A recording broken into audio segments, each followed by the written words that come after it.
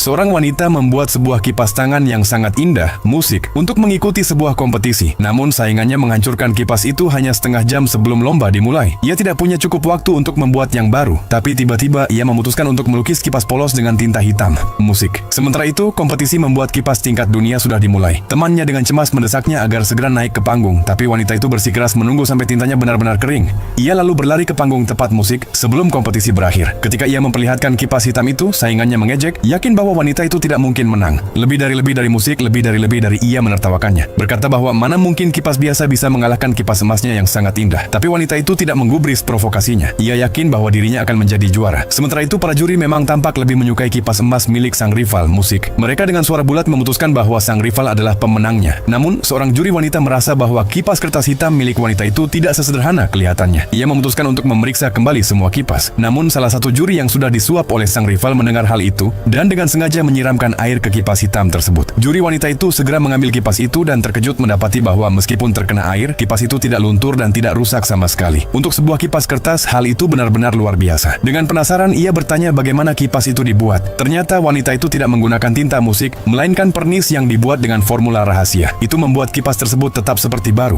Bahkan setelah digunakan selama 100 tahun musik, juri wanita itu sangat terkesan. Namun tepat ketika ia hendak mengumumkan wanita itu sebagai pemenang, sang rival tiba-tiba mendekatinya dan memberinya emas senilai 2 juta dolar. Ia menuntut agar gelar juara diberikan kepadanya. Tak disangka, juri wanita itu dengan senang hati menerimanya. Saat hasil diumumkan, sang rival dengan sombong menyarankan wanita itu untuk pergi lebih awal karena semua juri sudah disuap olehnya, musik. Hal itu membuat wanita itu marah besar. Dan benar saja, juri wanita di panggung terus memuji kipas emas musik milik rival, mengatakan bahwa kipas indah itu pantas menjadi juara tanpa keraguan. Namun sesaat kemudian, ia tiba-tiba berkata bahwa sebuah kipas seharusnya mengutamakan kegunaan, musik, berorientasi pada manusia dan melayani kebutuhan orang banyak. Lalu ia secara terbuka mengembalikan emas kepada sang rival dan mengumumkan bahwa kipas kertas hitam milik wanita itu, musik, adalah juaranya.